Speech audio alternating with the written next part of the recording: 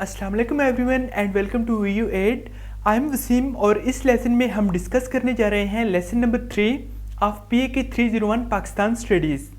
आगे बढ़ने से पहले अगर आप VU8 चैनल पर न्यू हैं तो प्लीज़ सब्सक्राइब कर दें और बेल आइकन को प्रेस करें, इससे आपको आने वाले हर नए वीडियो लेसन का नोटिफिकेशन ऑन टाइम मिलेगा। So let's begin lecture number 3 of Pakistan studies. इसका टॉपिक है हमारे पास the Aligarh movement. Aligarh movement की डिटेल है सारी और सर सैयद अहमद ख़ान उनकी तमाम एफर्ट्स उनको बयान किए गए इसमें। तो स्टार्ट करते हैं। War of independence 1857। Again once again let me mention कि इस कोर्स में पाकिस्तान स्टडी PAK 301 में डेट्स आर वेरी इम्पोर्टेंट। आपको पेपर में शार्ट क्वेश्चन, उसके अलावा MCQs और इवन क्विज़ में आपसे डेट पूछी जा सकती हैं। For instance when did war of independence take place, तो आपके पास 4 ऑप्शन होंगे। आपने 1857 को रिमेंबर करना है कि 1857 में वार ऑफ इंडिपेंडेंस हुई थी।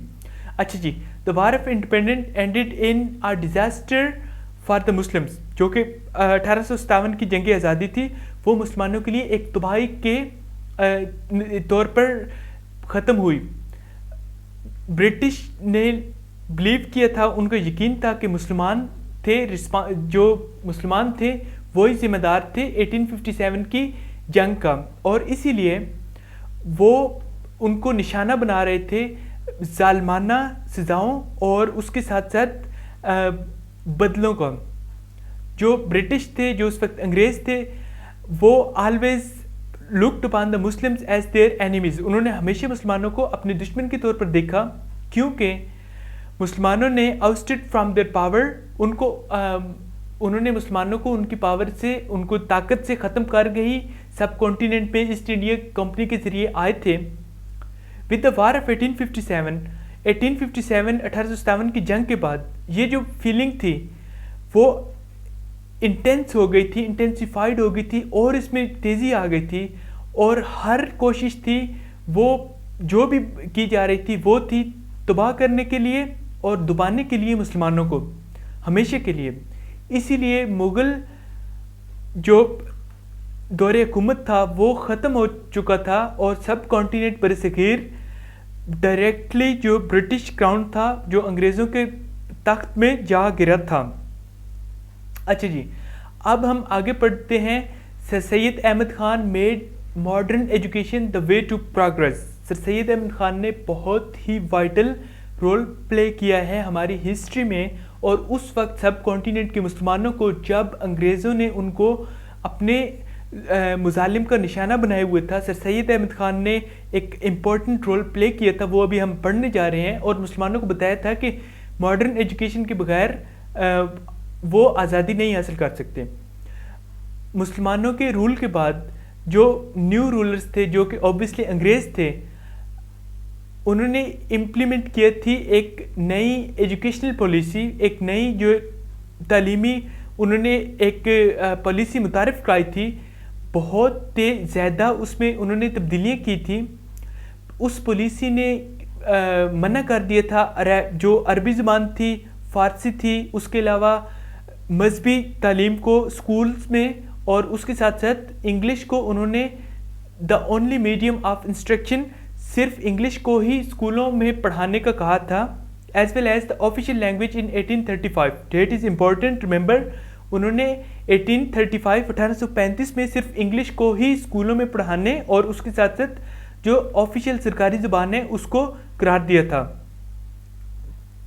जो ये गलत एटीट्यूड था, रवैया था हर चीज़ का, मॉडर्न और वेस्टर्न, और उसके साथ साथ उसमें एक जो फ़र्क था वो जो भी उस वक्त मौके थे, खुलने वाले नए जो रजीम था, नए दौरे हुकूमत था, क्रिएट हुआ था, वो मुसलमानों के दरमियान उसका बेसिकली इंग्लिश को सिर्फ ओनली ज़ुबान क्रिएट करने का सिर्फ एक ही मकसद था, वो ये था कि मुसलमानों को हर तरीके से पीछे रख सकें।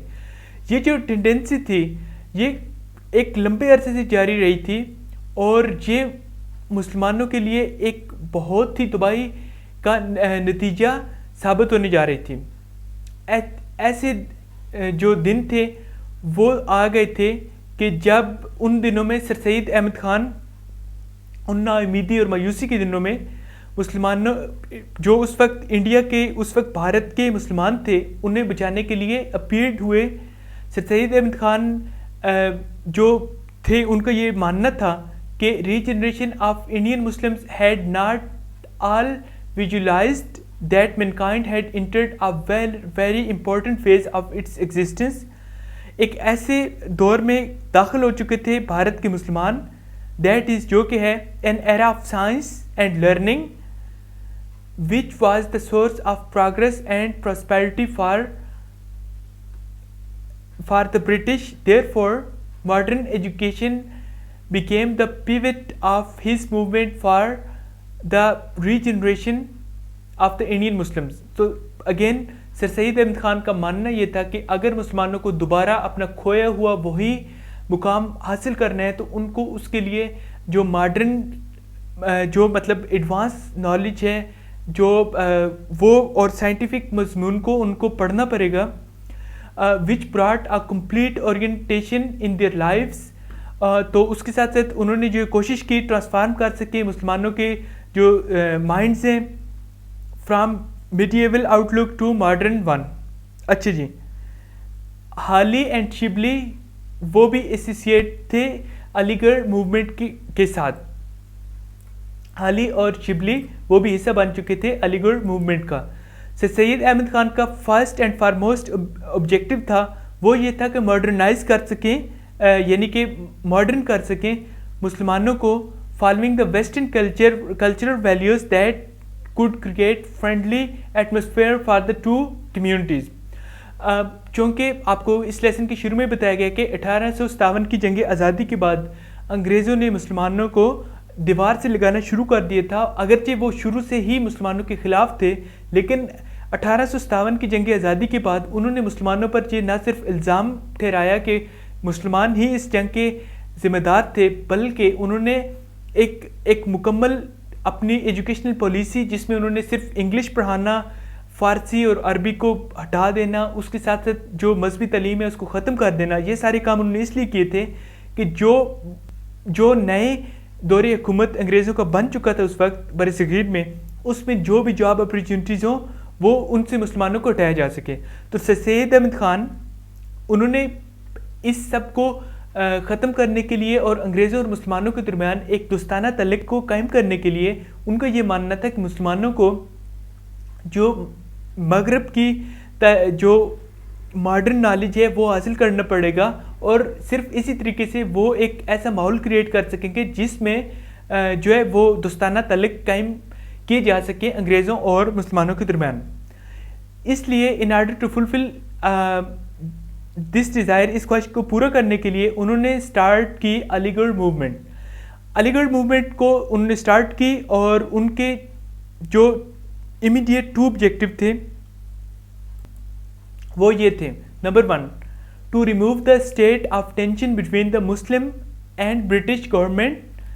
سب سے پہلا جو علی گڑھ موومنٹ کا اسٹارٹ کرنے کا امیڈیٹ آبجیکٹو تھا وہ یہ تھا کہ ختم کی جا سکے ایک ٹینشن کی اسٹیٹ مسلمانوں کو اور جو برطانوی حکومت ہے اس کے درمیان. سیکنڈ تھا to induce them to get jobs and other facilities under the new government. نئی گورنمنٹ جو کہ اس وقت اوبیسلی برطانیہ کے انگریزوں کی تھی برصغیر میں اس میں مسلمان بھی نوکریاں حاصل کر سکیں. تو یہ امپورٹنٹ ہے آپ کے لیے ایگزام پوائنٹ آف ویو سے کہ what were the objectives of Aligarh movement, یا تھوڑے سے اس کو گھما پھرا کر ورڈنگ چینج کر کے وہ یہ پوچھ سکتے ہیں right down the 2 immediate objectives of Aligarh movement. تو آپ نے یاد رکھنا ہے سب سے پہلا علی گڑھ موومنٹ کا جو آبجیکٹیو تھا وہ یہ تھا کہ اسٹیٹ آف ٹینشن ختم کی جا سکے.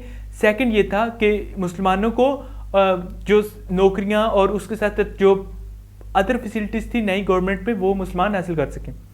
اچھا جی, ان کے لیے مطلب سر سید احمد خان کے لیے یہ تھا صرف واحد راستہ مسلمانوں کو خوشحال بنانے کے لیے. اس کے بعد سر سید احمد خان کے آئیڈیلس ہیں ان کو سمڈ اپ کیا جا سکتے ہیں فالوئنگ میں. سب سے پہلے number 1 create an atmosphere of mutual understanding between the British government and the Muslims. Second ہے موٹیویٹ کیا جا سکے مسلمانوں کو کہ وہ ویسٹ کی مغرب کی تعلیم حاصل کریں. تھرڈ ہے پرسویٹ مسلمانوں کو اس چیز کی طرف مطلب کیا جا سکے، پرسویٹ کیا جا سکے کہ وہ جو ہے وہ پولیٹکس ہے اس ٹائم کی ایجوٹیشنل پولیٹکس، اس سے وہ ایجوٹیشنل پولیٹکس سے ریفرین کریں بچیں. اور خوش قسمتی سے سر سید احمد خان نے اٹیک کیا تھا اے نمبر آف سنسیئر مخلص دوستوں کے، جنہوں نے ان کے سر سید احمد خان کے جو خیالات تھے ان سے نہ صرف اتفاق کیا بلکہ سر سید احمد خان کی مدد بھی کی. ان میں جو ویل نون فگرز تھیں، فار ایگزامپل نواب محسن الملک، نواب وقار الملک، اس کے بعد حالی شبلی نذیر احمد، اس کے بعد ہمارے پاس ہے جی چیرک علی محمد حیات اینڈ ذکا اللہ. ٹھیک ہے، یہ آپ نے امپورٹنٹ یاد کر لینا ہے، آپ سے پوچھے جا سکتے ہیں. یہ جو شخصیات تھیں انہوں نے سر سید احمد خان کے اس مقصد کو سپورٹ کیا. کچھ انگلش کے پروفیسر لائک بیچ، اس کے بعد موریسن، اس کے بعد Raleigh and Ireland also contributed greatly in building up the Aligarh college into a first rate institution. یہ کچھ انگریز پروفیسر تھے، انہوں نے بھی مدد کی تھی. سر سید احمد خان نے اپنا جو تعلیمی جو ان کی تحریک تھی اس کو اسٹارٹ کیا تھا by setting up Gulshan school at Moradabad in 1859. Date and location is important in this course, یاد کریں. سر سید احمد خان نے کہاں سے اسٹارٹ کی اپنی ایجوکیشنل موومنٹ؟ انہوں نے اسٹارٹ کی گلشن اسکول جو کہ مراد آباد میں 1859 میں سیٹ اپ کیا گیا تھا.